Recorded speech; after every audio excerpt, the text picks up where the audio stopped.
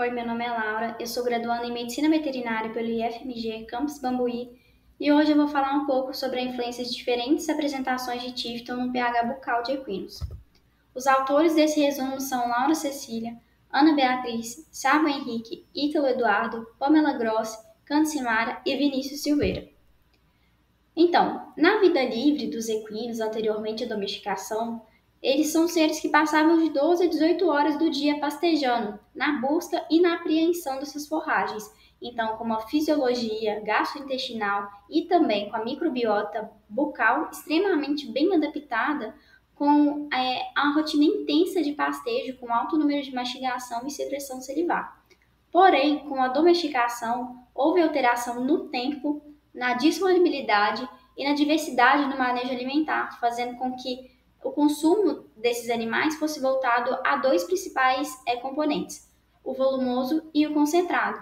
Então, a gente tem uma redução desse tempo de pastagem, menos quantidade de alimento disponível e menos diversidade também desse alimento, fazendo então com que ocorra a redução da taxa de secreção salivar, que vai ser decorrente da diminuição do tempo de mastigação, promovendo mudanças na composição da saliva. Então, com diversos fatores alteram essa composição dessa saliva que vai impactar na fisiologia da digestão desse animal e também vai atuar como potencial cariogênico, uma vez que o potencial cariogênico, o potencial de se desenvolver uma cárie nesse animal, vai ter um impacto de diferentes coisas, como por exemplo até mesmo a consistência do alimento, a taxa de secreção salivar, o pH bucal principalmente. Então, a mudança nesse pH bucal pode predispor a enfermidades dentárias, como por exemplo a cárie. Então, dessa forma, com alteração nesse pH do bucal do animal, principalmente com a redução desse pH, vai ter a predisposição a enfermidades como a cárie.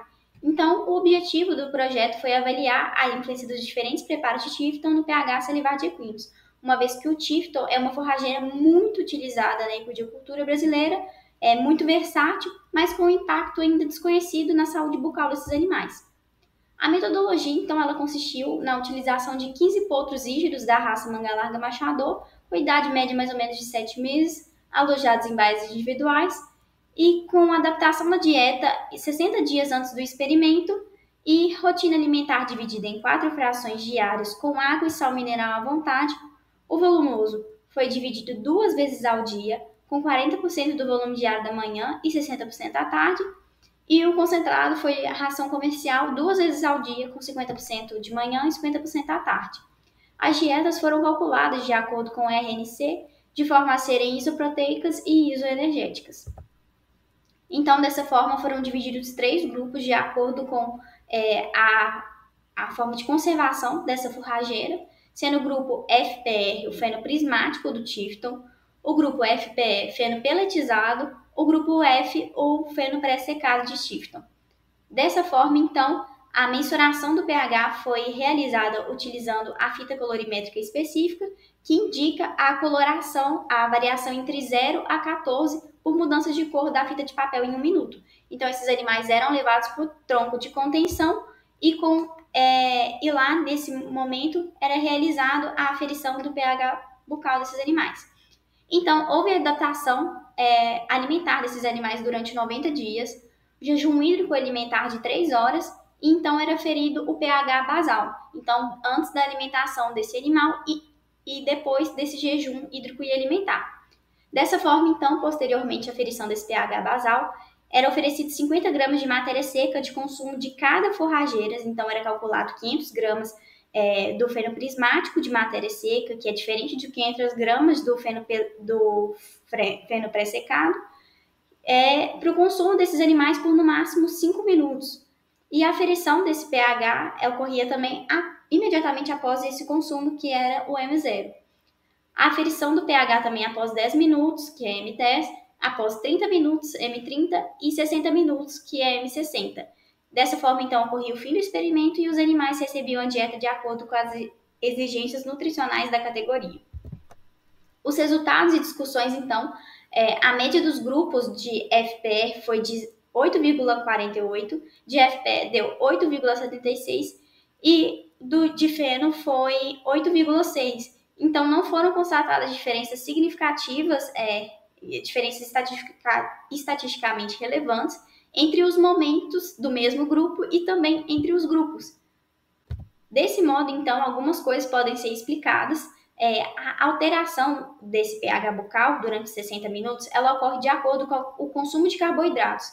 O consumo desse carboidrato, ele vai levar à fermentação do carboidrato por micro-organismos que estão que compõem a microbiota oral, que compõem o biofilme do dentário, e esses micro-organismos vão fermentar o carboidrato e gerar ácidos lático, acético e propiônico, e vão fazer então com que haja queda no pH bucal quando há uma grande quantidade de carboidratos. Em condições normais, a saliva ela vai ter o poder tamponante e o pH ele vai retornar em valor basal durante esse período de 60 minutos. Porém, quando há um excesso de carboidratos, esse pH não retorna durante 60 minutos.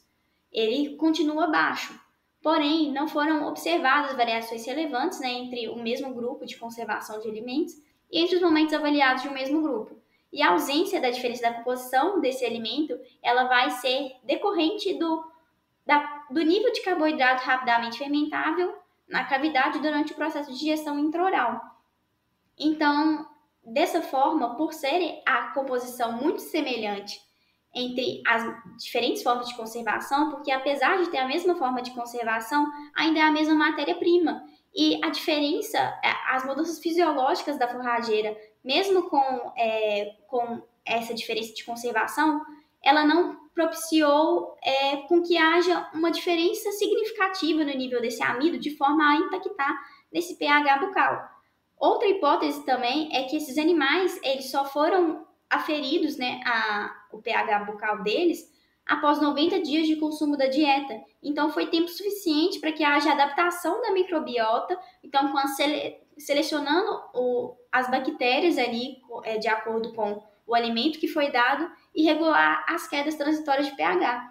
Então, a adaptação da dieta, ela aumenta o pH basal, de forma que tem difusão dos ácidos do biofilme para a saliva, tem a produção de bases no biofilme, e em micro-organismo com metabolismo ácido, tem a remoção ativa desses ácidos, que vão ser difundidos em íons H+, no biofilme dentário, e vão aumentar o pH.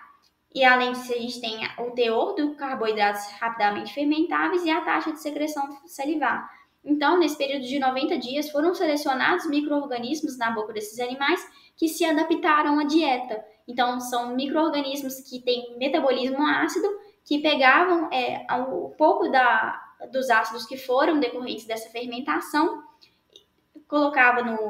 translocava ele difundir ele no pH, no biofilme dentário, e justamente isso foi capaz de regular essa queda transitória de pH.